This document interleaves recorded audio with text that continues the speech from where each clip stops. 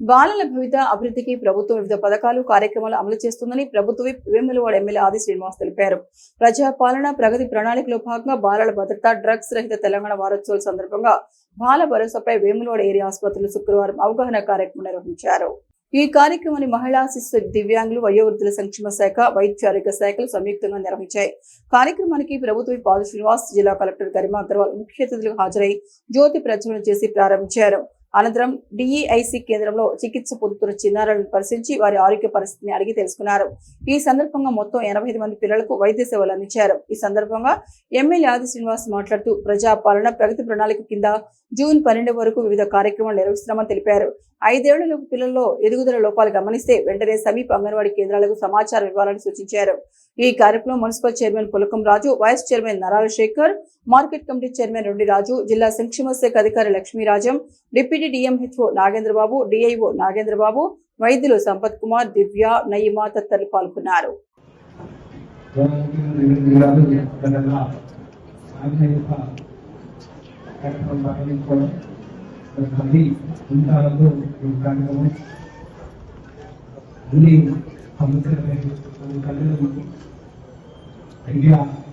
వైద్యం నిర్వహణ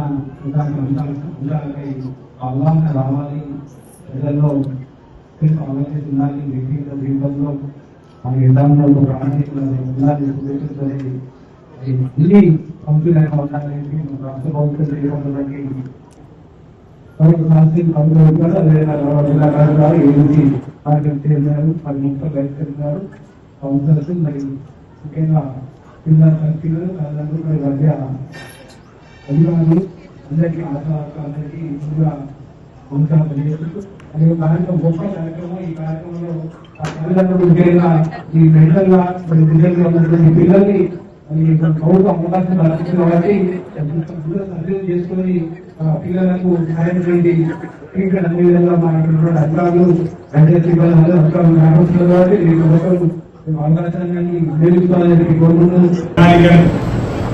తెలంగాణ రాష్ట్రం ఉన్నటువంటి అన్ని శాఖలకు సంబంధించినటువంటి చైతన్యం తీసుకోవడము, అన్ని శాఖలకు సంబంధించినటువంటి ప్రగతిని ప్రజలకు అందివ్వడము, అదే సమయంలో ఆయా శాఖలకు సంబంధించి ప్రజల నుంచి వచ్చేటువంటి వాటిని ప్రణాళిక రూపంలో తీసుకున్నటువంటి కార్యక్రమంలో భాగంగా వారు ప్రారంభం చేయడం మనం కూడా వేములవాడలో మొదటి రోజులు కోట్ల పుస్తకాల్లో ప్రతిన కూడి ఈ కార్యక్రమాన్ని ప్రారంభం చేస్తున్నాం.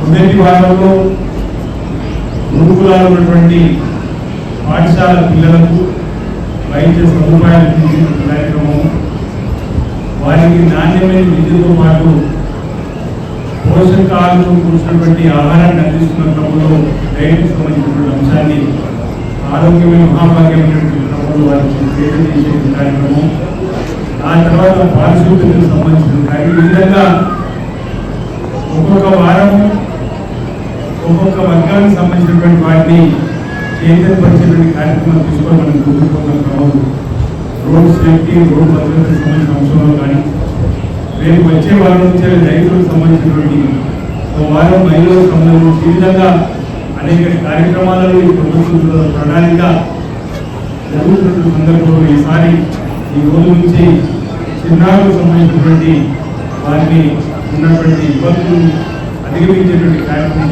లక్ష్యంలో భాగంగా ఇప్పుడు అన్నింటి హాస్పిటల్లో జరుగుతున్న కార్యక్రమం అనేక మంది చిన్నారులు కనిపిస్తాము.